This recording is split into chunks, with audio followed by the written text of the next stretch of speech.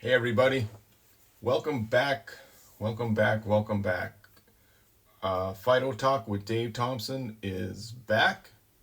It's been quite a long time in the making. We put it on the shelf for a while to work on some other projects, and now that those other projects the wheels are turning with them, it's time to get back. It's time to get back to the weekly podcast. And tonight, I believe we have a pretty pretty insightful subject. A little, and this one is from my perspective. Okay, it's some leadership lessons from my time in law enforcement.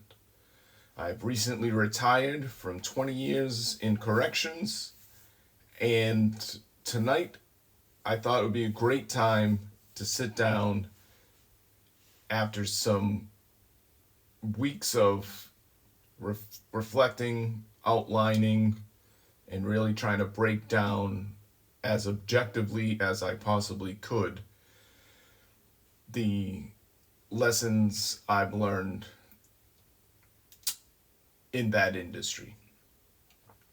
So, for those of you who don't know, I know I've hit on my industry in past podcasts and things like that.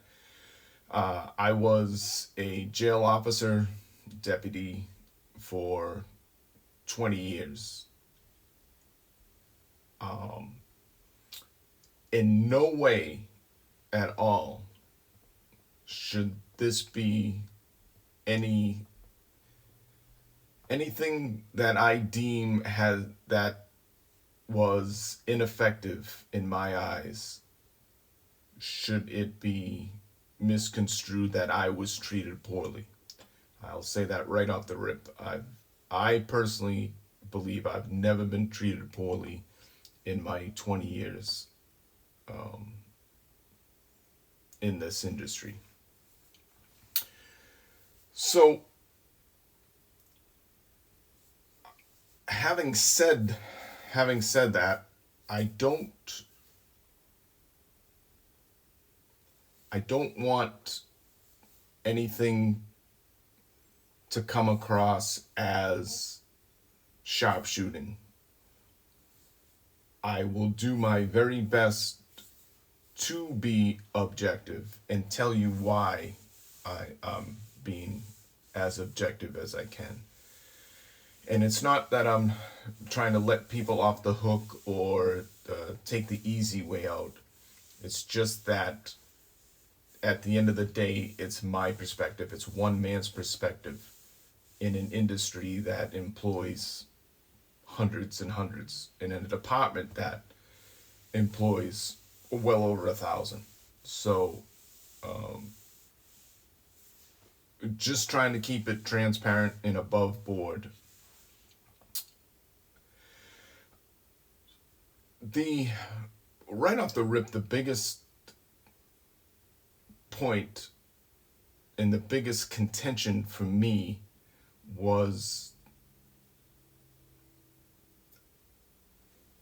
when I was going through the process of becoming a correctional officer and going through the initial training in the academy. The term paramilitary was used quite a bit. At that point, at that time, I was still very active in the military. Hearing that, definitely piqued my interest. Reconciling that and kind of trying to understand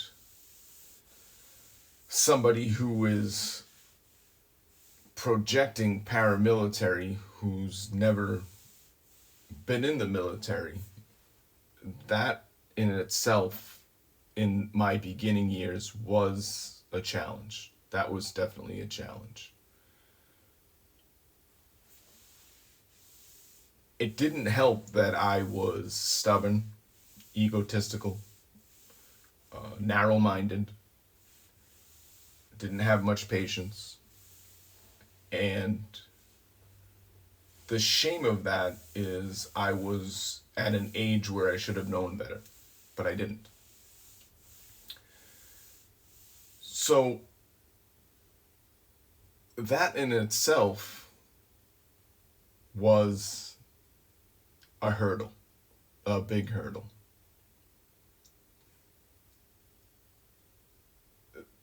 The contrast between the two entities is not as big as people may think. Both have a structure. Both have chains of command. Both have chains of concern. The people in corrections who are still in corrections might not fully grasp or appreciate that there really is a chain of concern. People that you can go to and try to push up issues, whether they're personal issues or things you don't want to go through an official type channel. They are there. In my experience, they're very useful, and they probably should be used more than they are. And that's not to say that it's a perfect chain or the resources are as plentiful or as legitimate as they should be, but they are there.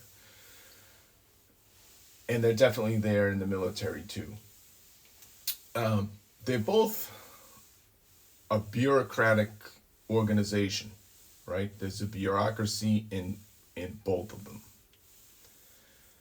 I would say the biggest difference is in the military, at least for my job and what I did, you were pretty well insulated from the nonsense.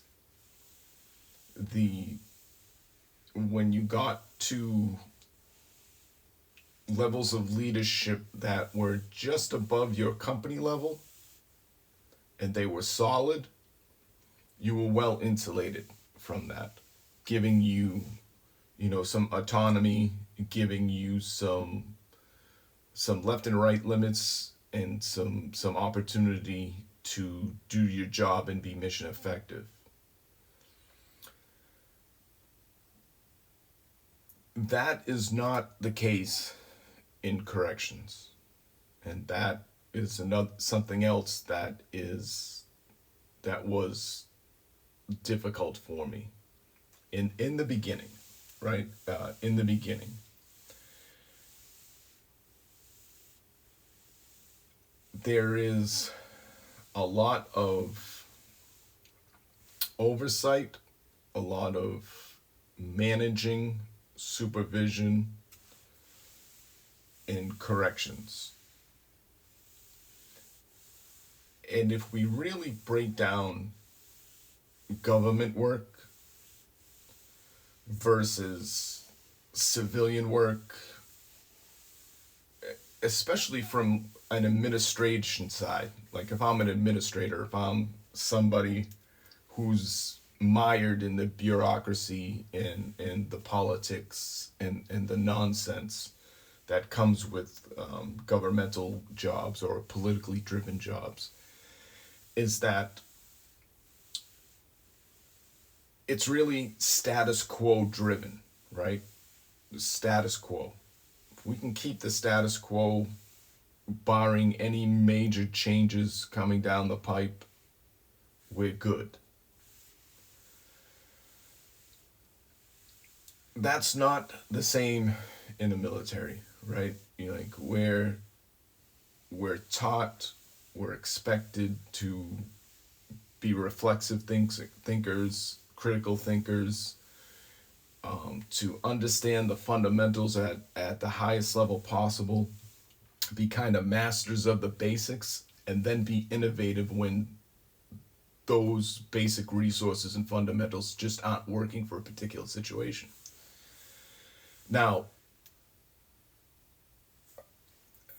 everything has an equal and opposite. So I'm not going to say that reflexive, critical thinking and being innovative isn't necessary in corrections, because it is, especially when you get down into certain aspects of the job, specific incidents that may or may not happen, specific situations,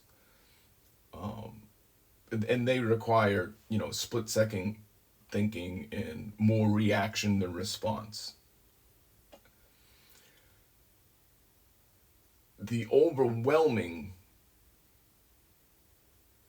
approach, in my opinion, this is just through one man's eyes. I'd like to, I'll probably reiterate that through this podcast, and that's just through one man's eyes, is that the status quo, the less nonsense, the less intricate, the less complex issues and incidents and situations that have to come through an administrator's desk, the better.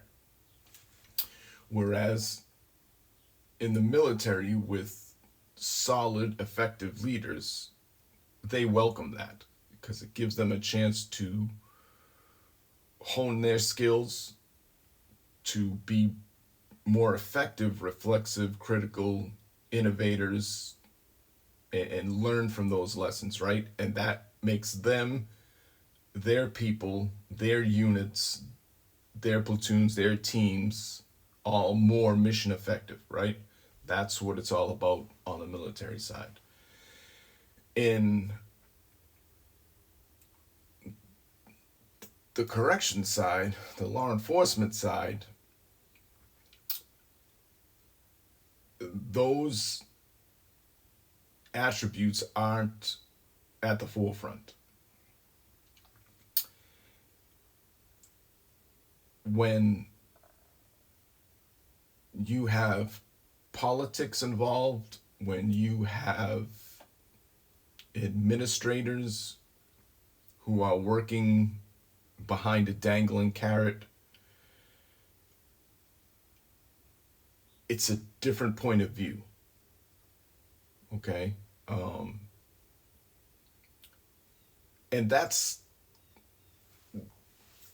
the environment that I would try to project to a new bird or somebody coming into that industry. And that's what it is. You have to understand not only your side and your duties and your techniques, tactics, procedures, your policies, CMRs, the laws, and all that. You have to understand that. But there's a whole nother 180 degree side of that, and that is the administrator side, right? The administration side. To have a fundamental understanding of the parameters in the world in which they work, then you'll have a better understanding of how to leverage what you do, right? Your game plans will be different. You'll understand that your priorities may need to change. And that's going to be dependent upon the environment that's created by the administration. You have no control over that. And neither did I. I was pig-headed and stubborn and thought that,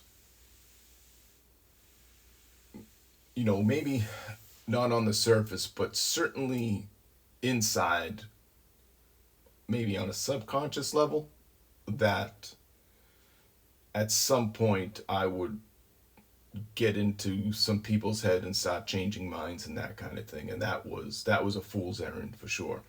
I have since learned that I have no control over anything or anybody but myself. And the best thing I could have done and should have done a long, long time ago, but hindsight's 2020, is to put more work into myself. There's a better return on investment that way, right?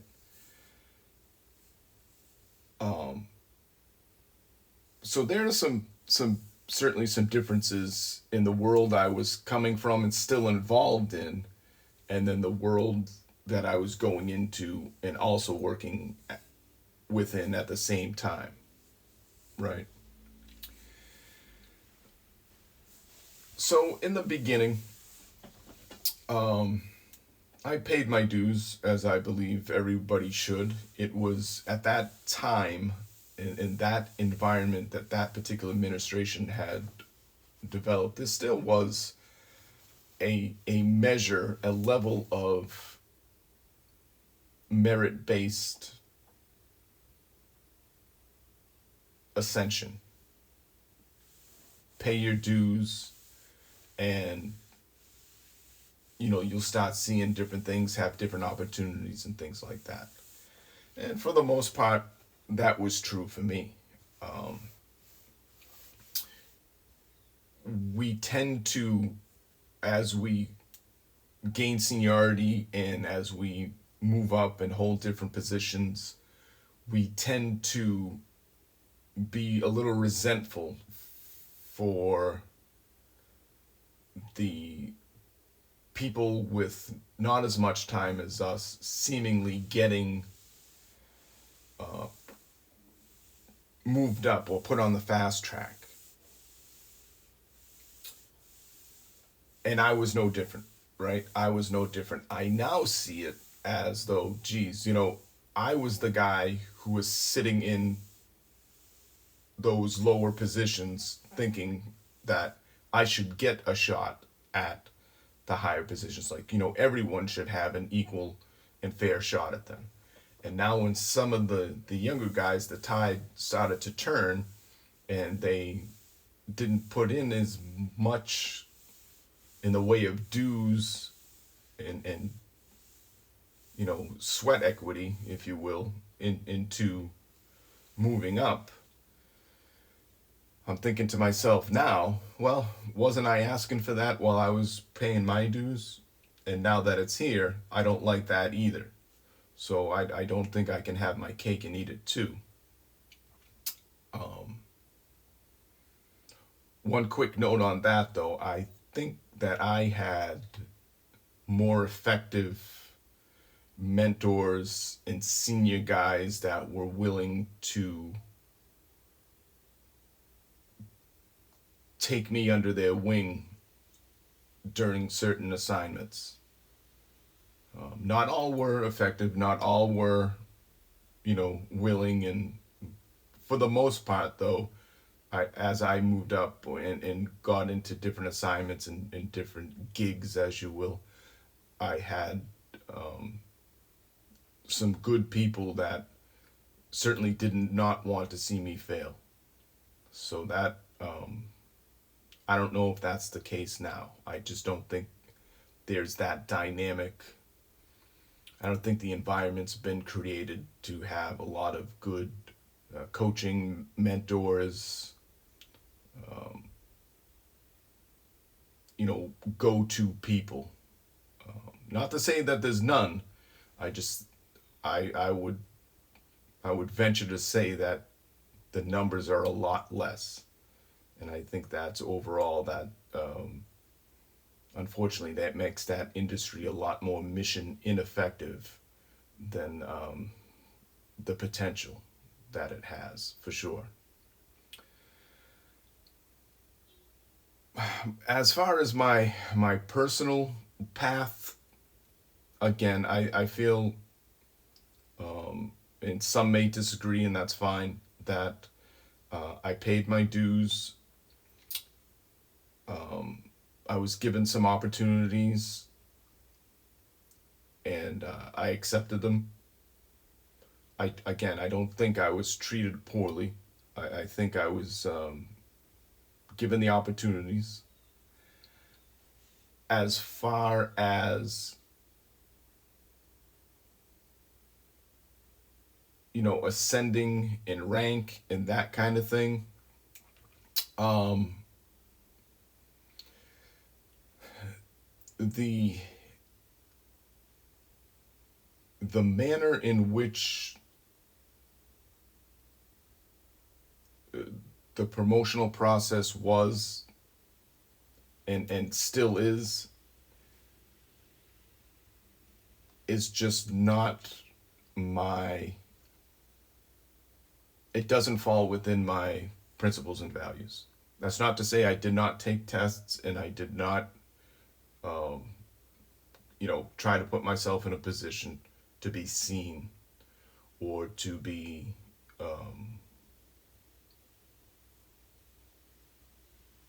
put myself in a position to be selected. That's not the case at all.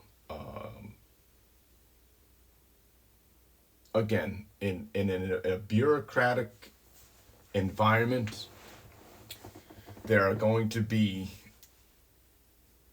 a lot of things, and almost there's not going to be a lot in your control. As much as I thought I had more control than I actually did,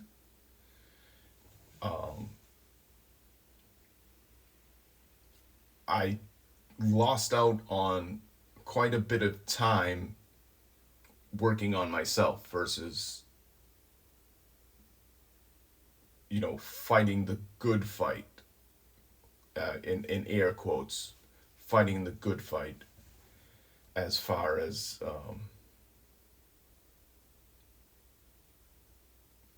thinking I could make any type of change.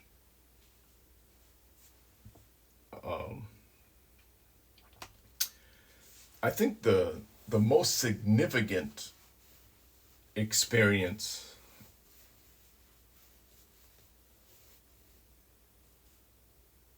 was after a deployment and coming back and then being given an opportunity to instruct. That was probably, I would say, the single most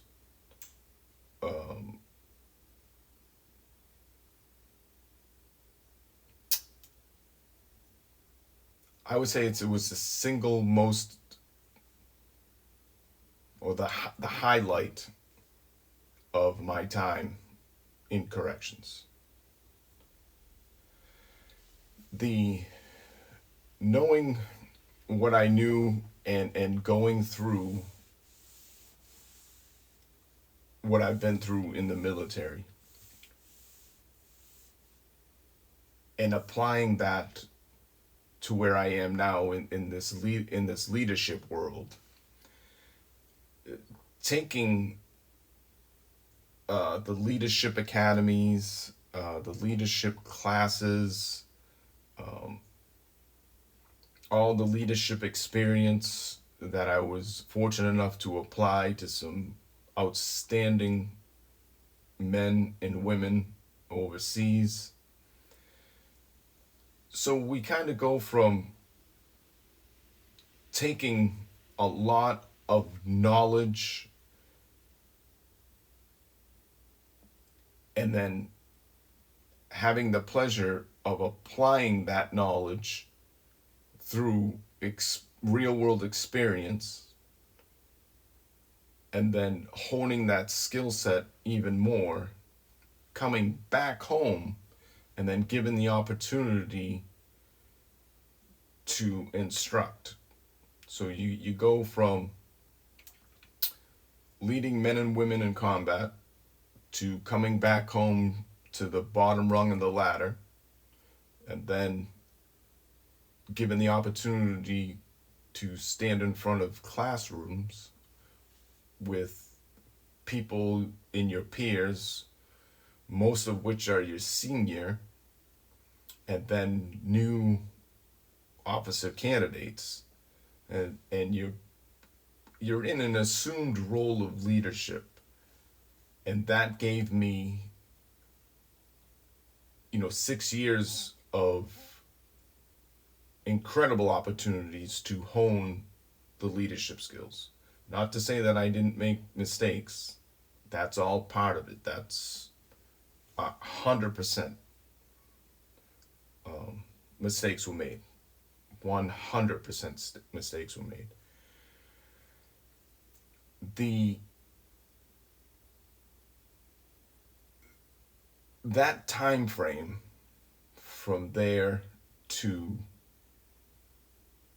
from the end of that deployment until my time was up in the training division was without a doubt the most beneficial time for me as a person. What that did, it gave me a much different perspective on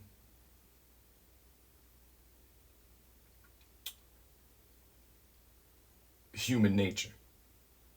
It gave me a much more in-depth look at people trying to improve their station in life. It gave me it made me much more appreciative of good people that I was working with. The value of people with like-minded values and principles, work ethic, and all the intangibles that you could never make a algorithm or matrix or metrics to measure. We can try to put somebody through a vetting system and try to gauge from there as far as intangibles. Those qualities that are overlooked these days is one lesson that I will, going forward, try to overemphasize, because I fully believe, and I've seen that pendulum swing to where it's incredibly detrimental and ineffective for an organization.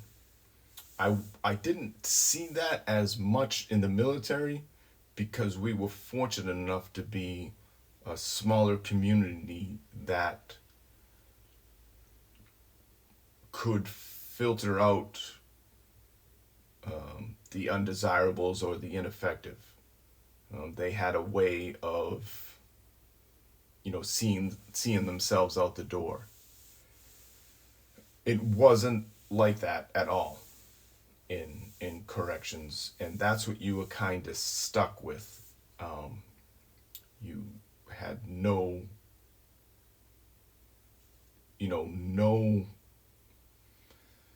type of influence at all as far as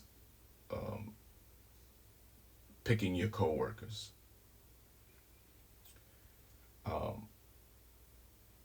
Again, I was very fortunate to have enough of the like-minded people who shared, in general, the same moral compass, right? No one's ever going to be on point with everyone else as far as 100% in belief systems and principles, values, ethos, codes of conduct, and so forth and so on. Nobody's ever going to be 100%. But I was fortunate enough to be around enough of those people who shared similar traits, similar mindsets, similar approaches that my circle within corrections, as small as it was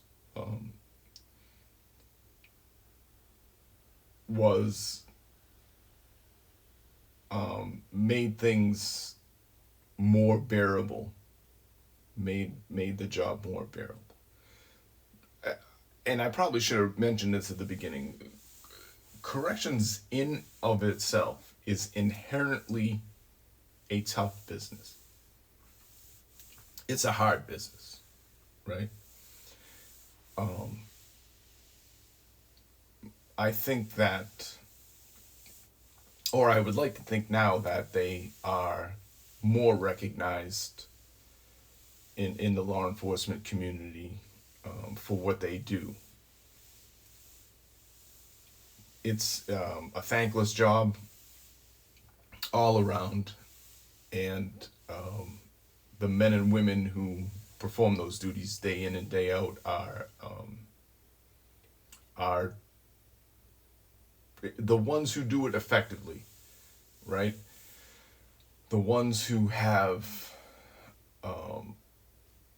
still believe in honor and nobility in some of those terms that people tend to, and I'm making a generalization here, that people tend to marginalize and use as punchlines.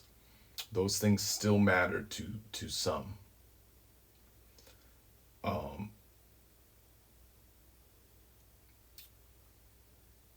Again, from through my eyes, from my perspective,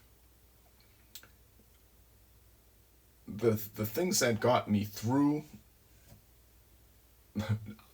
straight up, number one was growing up and understanding that the real work is with me. If I want to be somebody of influence, if I want to be somebody who's considered go-to, if I want to be somebody that the team can depend on, if I want to be the strongest link in that chain, my time and effort is wasted on trying to fix everything else and make everything else right, and butting heads and going across the hall, and that is, again, it's a fool's errand. I tend to use that a lot. Not that if there's a wrong or something that is ineffective, or God forbid puts somebody in an unsafe situation, right? If it jeopardizes the safety and security of a human being, then of course I'm going to bring it up, or I'm going to make a point of it.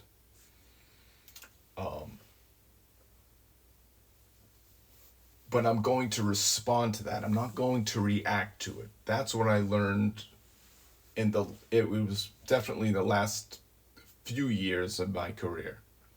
It would have served me very, very well to learn that long, long before that. That's just not how the chips fell. Make a case for it. Tactfully present a case. Then move on. That's what you can do. Your my time, my energy is much better spent trying to master myself. I'm not an expert on myself yet. In order for me to fill my cup and to bring the best of what I need to bring in every single day to fulfill my goal, which is the people I work with go home safe every day. If if I'm going to do that, if that's my personal purpose, because of the void of purpose in the department, I have to find a purpose, and that's the purpose. The people I work with, my teammates, go home every night to see their loved ones. That's it. That's at the end of the day. I'm not able to do that if I'm picking fights with every situation, everything that I feel that has wronged me, making it personal. It's all business. Not to say that it's, effective business, or not to say that it's not shady or, bureaucratic, political, uh, you know, mired in favoritism and nepotism and all those, ineffective practices that take away from the overall goal, the team, and myself. It certainly is mired in it. I am not, I have, again, I haven't reached a level of expertise in myself. I have no business trying to fix anything else if I'm not where I need to be. That's the way I see it. In my, in my more, I guess, mature or more open-minded, um, humility and grace and perspective, those things are now the priorities for me. Um,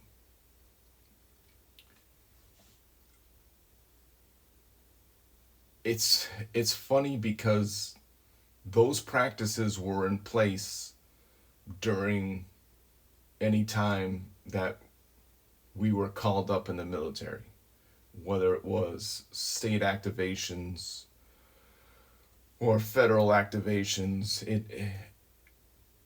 It was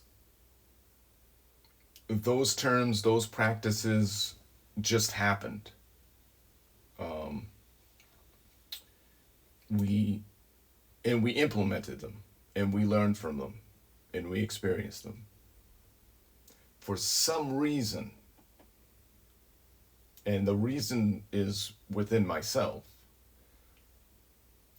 that that maturity level did not translate over to the law enforcement or the correction side. Now, in some of the smaller teams that I was assigned to and had the good fortune to learn and kind of operate with some very talented people, some very very astute, critical, reflexive thinkers, some intelligent men who were put in situations that we all did good work on certain occasions. Um, you know, like-minded men, human beings tend to emulate groups, whatever the group um, temperature is, whatever the climate in the group is. We tend to emulate that, right? If it's a negative one, we tend to jump on the negativity, right? We want to be accepted. We want to be a part of something. And it's an innate um, craving for humans to be like that, to be accepted, to be involved. So we jump on it. And I certainly fell into that trap many a times, um, without a doubt. Um, whether it's the rumor mill, whether it's the negativity train, whatever. We've all been there, we've all done it. I've learned, again, very late in my career, to just shut it down when that stuff was going on. And again, that wasn't every single time, because, we're all human. Um, but now that I'm done, the lessons for me, the ones that I would prioritize is whatever your personal principles, your values, your morals, whatever your, again, personal ethos is, what has to drive you. And they have to be non-negotiable to yourself.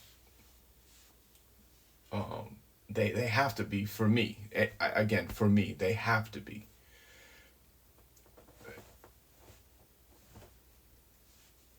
If there's not going to be any outside insulation from the bureaucracy, from the political pressures, from the selfish self-interest within your organization, if there's not going to be some